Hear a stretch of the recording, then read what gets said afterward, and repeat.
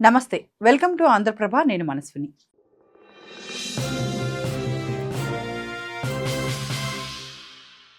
రాజకీయాలను వ్యక్తిగతంగా తీసుకుంటున్న వేళ ఎన్నికల సరళిని రణరంగంగా మార్చుతున్నారు నాయకులు.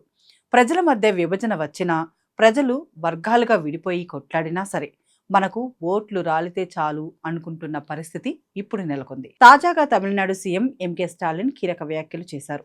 మరో 4 నెలల్లో అసెంబ్లీ ఎన్నికలు జరగనున్న నేపథ్యంలో ఆర్య ద్రవిడ సిద్ధాంతాన్ని తెరపైకి తెచ్చారు. తమిళనాడు ఎన్నికలు ఆర్యులు ద్రవిడుల మధ్య సరికొత్త యుద్ధంగానే మారుతుందన్నారు. అంతేకాకుండా గతంలో భాషా వివాదాన్ని రేకెత్తించడం, సనాతన ధర్మాన్ని డెంగ్యూ మలేరియాతో పోల్చడాన్ని చూస్తుంటే ఖచ్చితంగా ఎంకే స్టాలిన్ ప్రజల మధ్య విభజన రేఖను ఎలా సృష్టిస్తున్నారో అర్థం చేసుకోవచ్చు. ఆర్య ద్రవిడ సిద్ధాంతాలన్నీ కట్టుకథలే.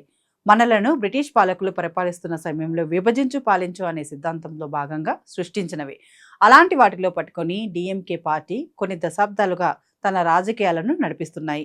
కరుణానిధి పుట్టిందే ఈ ఆర్య ద్రవిడ సిద్ధాంతాల మూలాలపై. అలాంటిది ఆయన కుమారుడు వదులుకుంటాడా అంటే అస్సలు కుదరదు. ఆయన కూడా అవే రాజకీయాలను కొనసాగిస్తున్నాడు.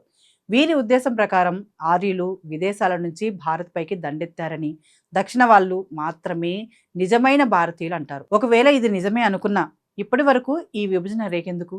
ఈ ఆధునిక కాలంలో తండ్రి భారత్లో ఉంటే కొడుకు విదేశాల్లో చదువుకుంటున్నాడు. కూతురిని ఏ అమెరికాకో యూరోప్కో ఇచ్చి పెళ్లి చేస్తున్నాడు.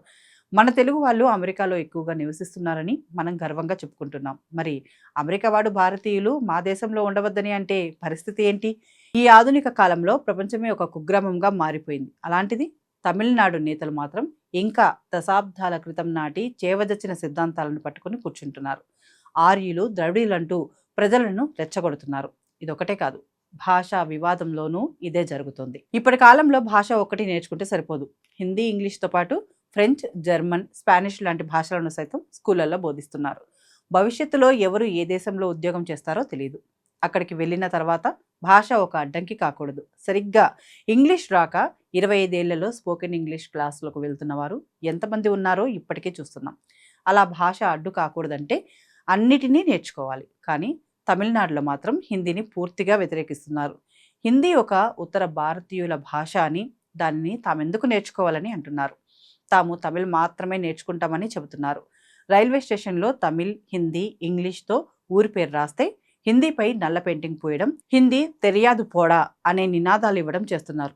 ముఖ్యంగా తమిళనాడు డిఎంకే ప్రభుత్వం ఇప్పటికీ త్రిభాషా సూత్రాన్ని అమలు చేయడం లేదు. దీనిని నేర్చుకుంటే తమిళ భాష మరుగున పడిపోతుందని డిఎంకే నేతలు వాదిస్తున్నారు. మరి అదే రాష్ట్రంలో ఇంగ్లీష్ భాషను అంగీకరించినప్పుడు తమిళ్కు ఇబ్బంది రాలేదా అనే జవాబు దొరకని ప్రశ్న రావడం సహజమే.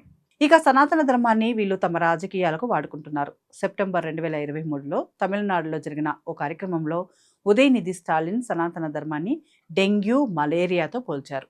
ఇందులో తాను మొదటి వరుసలో ఉంటానని, సనాతన ధర్మం అన్నది ఉండకూడదని చెప్పారు. డెంగ్యూ, దోమలు, మలేరియా, కరోనా వంటి వాటిని వ్యతిరేకిస్తే సరిపోదు, నిర్మూలించాలి. అలానే మనం సనాతన ధర్మాన్ని కూడా నిర్మూలించాలని వ్యాఖ్యానించారు. అయితే ఇవేవో తెలియకుండా చేసిన వ్యాఖ్యలు సైతం కాదు. ముందస్తు ప్రణాళిక ప్రకారమే ఇలా మాట్లాడారు. ఆ తర్వాత హిందూ సంఘాల నుంచి వ్యతిరేకత వ్యక్తమైన ఉదయనిధి వెనక్కి తగ్గలేదు. పైగా మీలాంటి కషాయపు రంగు పులుముకున్న వాళ్ళు చేసే బెదిరింపులకు తాను భయపడనని, తాము పెరియార్, అన్నా, కలైంగార్ వారసులం, సమాజంలో సమానత్వం, న్యాయం స్థాపించే వరకు పోరాడతామన్నారు. తాను ఈ వ్యాఖ్యలు ఇప్పుడు చెప్పాను, రేపు చెబుతాను, ఎప్పుడూ చెబుతూనే ఉంటాను. ద్రావిడలో ఈ సనాతన ధర్మాన్ని నిర్మూలిస్తారని మరోసారి వ్యాఖ్యానించాడు. దీనిపై మద్రాస్ హైకోర్టు స్పందిస్తూ ఉదయనిధి ప్రసంగం విద్వేషపూరితంగానే ఉందని మండిపడ్డారు. బీజేపీ నేత అమిత్ మాలవీయ సోషల్ మీడియాలో పోస్టు పెట్టడంపై దాఖలైన కేసును హైకోర్టు కొట్టేసింది. మాలవీయ చేసిన పోస్టు నేరం కిందకు రాదని పేర్కొంది. సనాతన ధర్మాన్ని అనుసరించే వారే లక్ష్యంగా చేసిన రెచ్చగొట్టే ప్రసంగానికి అది ప్రతిస్పందన మాత్రమేనని స్పష్టం చేసింది. ఉదయనిధి ప్రయోగించిన పదజాలంపై విద్వేషపూరిత ప్రసంగం కిందికే వస్తుందని పేర్కొంది. ఈ వ్యవహారంపై తమిళనాడులో మంత్రికి వ్యతిరేకంగా ఎలాంటి కేసు నమోదు కాలేదు. ఇతర రాష్ట్రాల్లో కొన్ని కేసులు నమోదైన విషయాన్ని ప్రస్తావించింది. తమిళనాడు మంత్రి ఈ విధంగా వ్యాఖ్యానించినా ఆ రాష్ట్రంలో ఒక్క కేసు దాఖలు కాలేదంటే పోలీస్ వ్యవస్థపై ప్రభుత్వ పెత్తనం ఎంత మొత్తంలో ఉందో అర్థం చేసుకోవచ్చు. తమిళనాడులో ఇన్ని వివాదాలు రావడానికి ప్రధాన కారణం డిఎంకే పార్టీనే. భాషా వివాదం, ప్రాంతీయ తత్వం, విద్వేషపూరిత ప్రసంగాలన్నీ ప్రజలను విభజించే విధంగానే ఉంటాయి. ఒక్క భాష కారణంగానే తమిళనాడు, కర్ణాటకలో సాఫ్ట్వేర్ ఉద్యోగులు చేయాలంటేనే భయపడిపోయే పరిస్థితి ఏర్పడింది. చాలామంది ఎక్కువగా హైదరాబాద్, ముంబైని ఎన్నుకుంటున్నారు. ఇది మాత్రమే కాదు, తమిళనాడులో చదువుకుంటున్న వాళ్ళు కూడా హిందీ, ఇతర భాషలు రాక ఇబ్బందులు ఎదుర్కొంటున్నారు. మరోవైపు సనాతనం ధర్మం వివాదం విషయంలో ప్రజల మధ్య విభజన రేఖలు కనిపిస్తున్నాయి. ఇన్ని జరగడానికి ఒకే ఒక కారణం రాజకీయాలే. దీన్ని ఎక్కువగా పెంచి పోషిస్తోంది డిఎంకే పార్టీని.